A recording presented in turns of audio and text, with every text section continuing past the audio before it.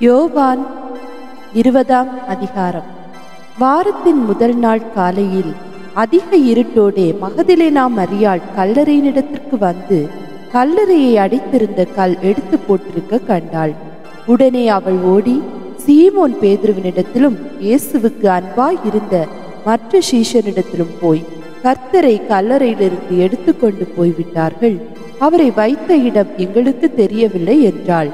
அப்பொழுது பேதுருவும் மற்ற சீஷனும் கல்லறையினிடத்திற்கு போகும்படி புறப்பட்டு இருவரும் ஒருமித்து ஓடிப்போனார்கள். பேதுருவை பார்க்கலும் மற்ற சீஷன் துரிதமாய் ஓடி முந்தி கல்லறையினிடத்தில் வந்து அதற்குள்ளே குனிந்து பார்த்து சீலைகள் கிடக்கிறதை கண்டான். ஆனாலும் அவன் உள்ளே போகவில்லை.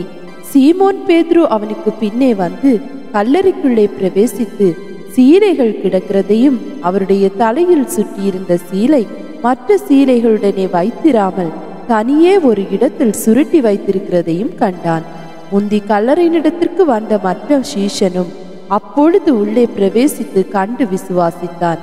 அவர் மரித்தோர்ந்து எழுந்திருக்க வேண்டும் என்கிற வேத வாக்கியத்தை அவர்கள் இன்னும் அறியாதிருந்தார்கள். பின்பு அந்த சீஷர்கள் தங்களுடைய இடத்திற்கு திரும்பி போனார்கள். மரியாள் கல்லறையின் அருகே வெளியே நின்று அழுது கொண்டிருந்தாள். அப்படி அழுது கொண்டிருக்கையில் அவள் குனிந்து கல்லறைக்குள்ளே பார்த்து இயேசுவின் சரீரம் வைக்கப்பட்டிருந்த இடத்திலே வெள்ளுடை தரித்தவர்களாய் 2 தூதர்கள் தலைமாட்டில் ஒருவனும் கால் மாட்டில் ஒருவனுமாக உட்கார்ந்திருக்கிறதை கண்டாள். அவர்கள் அவளை நோக்கி, ஸ்திரீயே, ஏன் அழுகிறாய் என்றார்கள். அதற்கு அவள், என் ஆண்டவரை எடுத்து கொண்டு போய்விட்டார்கள், அவரை வைத்த இடம் எனக்கு தெரியவில்லை என்றாள். இவைகளை சொல்லி பின்னாக திரும்பி இயேசு நிற்கிறதை கண்டாள். ஆனாலும் அவரை இயேசு என்று அறியாதிருந்தாள். இயேசு அவளை பார்த்து, ஸ்திரீயே, ஏன் அழுகிறாய், யாரை தேடுகிறாய் என்றார். அவள் அவரை தோட்டக்காரன் என்று எண்ணி, ஐயா, நீர் அவரை எடுத்து கொண்டு போனதுண்டானால் அவரை வைத்த இடத்தை எனக்கு சொல்லும், நான் போய் அவரை எடுத்து கொள்ளுவேன் என்றாள். இயேசு அவளை நோக்கி, மரியாளே என்றார். அவள் திரும்பி பார்த்து ரபூனி என்றாள். அதற்கு போதகரே என்று அர்த்தமாம். இயேசு அவளை நோக்கி, என்னை தொடாதே, நான் இன்னும் என் பிதாவினிடத்திற்கு ஏறி போகவில்லை. நீ என் சகோதரரிடத்திற்கு போய் நான் என் பிதாவினிடத்திற்கும் உங்கள் பிதாவினிடத்திற்கும் என் தேவனிடத்திற்கும் உங்கள் தேவனிடத்திற்கும் ஏறி போகிறேன் என்று அவர்களுக்கு சொல் என்றார். மகதலேனா மரியாள் போய் தான் கர்த்தரை கண்டதையும் அவர் தன்னுடனே சொன்னவைகளையும் சீஷருக்கு அறிவித்தாள். வாரத்தின் முதல் நாள் ஆகிய அன்றைய தினம் சாயங்கால வேளையிலே சீஷர்கள் கூடியிருந்த இடத்தில் யூதர்களுக்கு பயந்ததினால் கதவுகள் பூட்டியிருக்கையில் இயேசு வந்து நடுவே நின்று, உங்களுக்கு சமாதானம் என்றார். அவர் இப்படி சொல்லி தம்முடைய கைகளையும் விலாவையும் அவர்களுக்கு காண்பித்தார். சீஷர்கள் கர்த்தரை கண்டு சந்தோஷப்பட்டார்கள். இயேசு மறுபடியும் அவர்களை நோக்கி, உங்களுக்கு சமாதானம் உண்டாவதாக, பிதா என்னை அனுப்பினது போல நானும் உங்களை அனுப்புகிறேன் என்று சொல்லி அவர்கள் மேல் ஊதி, பரிசுத்த ஆவியை பெற்றுக்கொள்ளுங்கள். எவர்களுடைய பாவங்களை மன்னிக்கிறீர்களோ அவைகள் அவர்களுக்கு மன்னிக்கப்படும், எவர்களுடைய பாவங்களை மன்னியாதிருக்கிறீர்களோ அவைகள் அவர்களுக்கு மன்னிக்கப்படாதிருக்கும் என்றார்.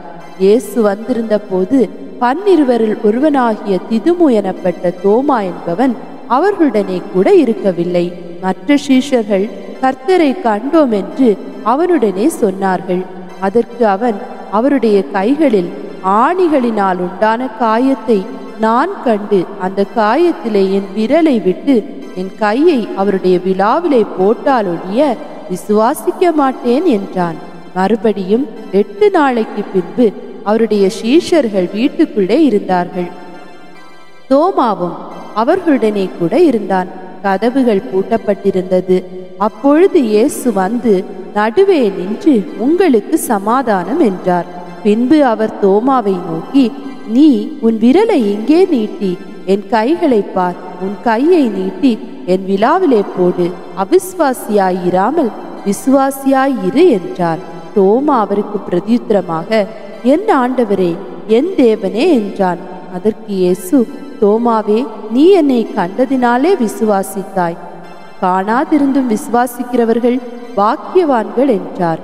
இந்த புஸ்தகத்தில் எழுதியிராத வேறு அநேக அற்புதங்களையும் இயேசு தமது சீஷருக்கு முன்பாக செய்தார்.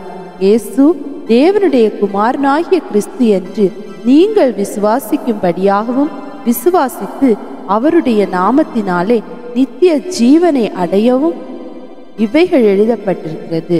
யோவான் 21ஆம் அதிகாரம்.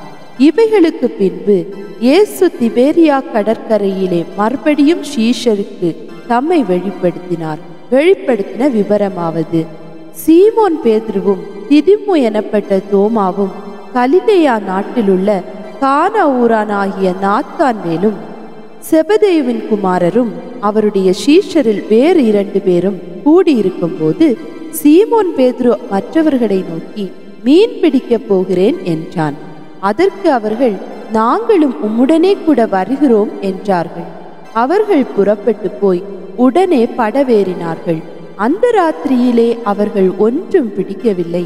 விடியற்காலமான போது இயேசு கரையிலே நின்றார். அவரை இயேசு என்று சீஷர்கள் அறியாதிருந்தார்கள். இயேசு அவர்களை நோக்கி, பிள்ளைகளே, புசிக்கிறதற்கு ஏதாவது உங்களிடத்தில் உண்டா என்றார். அதற்கு அவர்கள், ஒன்றுமில்லை என்றார்கள். அப்பொழுது அவர், நீங்கள் படவுக்கு வலதுபுறமாக வலையை போடுங்கள், அப்பொழுது உங்களுக்கு அகப்படும் என்றார். அப்படியே அவர்கள் போட்டு திரளான மீன்கள் அகப்பட்டதினால் அதை இழுக்க மாட்டாதிருந்தார்கள். ஆதலால் இயேசுவுக்கு அன்பாயிருந்த சீஷன் பேதுருவை பார்த்து, அவர் கர்த்தர் என்றான்.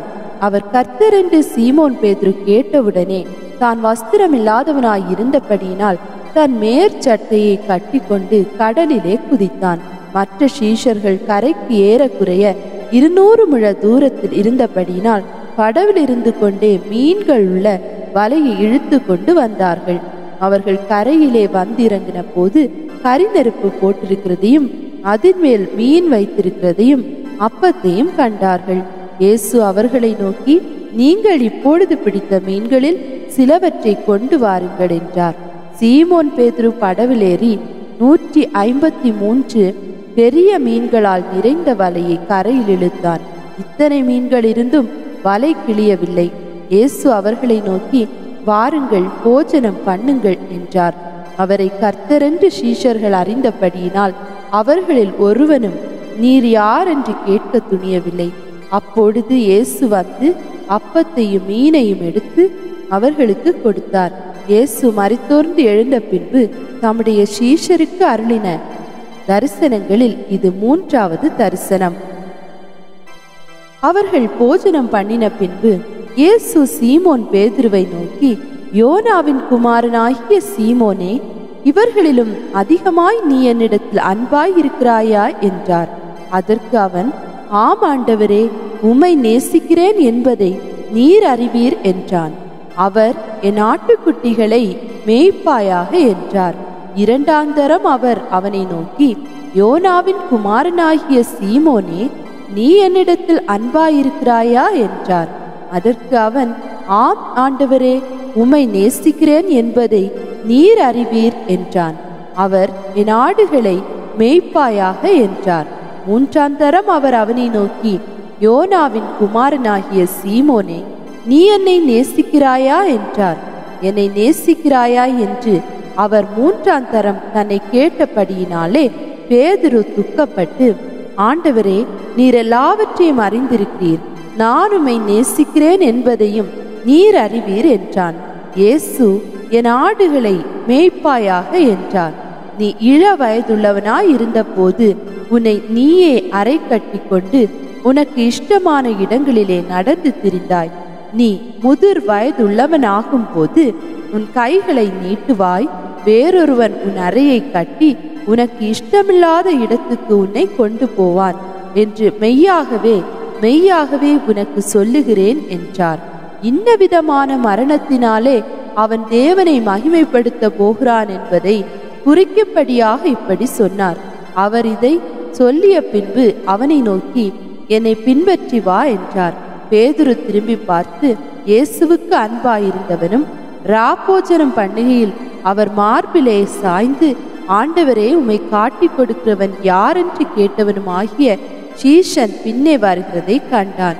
அவனை கண்டு பேதுரு இயேசுவை நோக்கி, ஆண்டவரே, இவன் காரியம் என்ன என்றான். அதற்கு இயேசு, நான் வருமளவும் இவன் இருக்க எனக்கு சித்தமானால் உனக்கு என்ன, நீ என்னை பின்பற்றி வா என்றார். ஆகையால் அந்த சீஷன் மரிப்பதில்லை என்கிற பேச்சு சகோதரருக்குள்ளே பரம்பிற்று. ஆனாலும் அவன் மரிப்பதில்லை என்று இயேசு சொல்லாமல், நான் வருமளவும் இவன் இருக்க எனக்கு சித்தமானால் உனக்கு என்னவென்று சொன்னார். அந்த சீஷனே இவைகளை குறித்து சாட்சி கொடுத்து இவைகளை எழுதினவன்.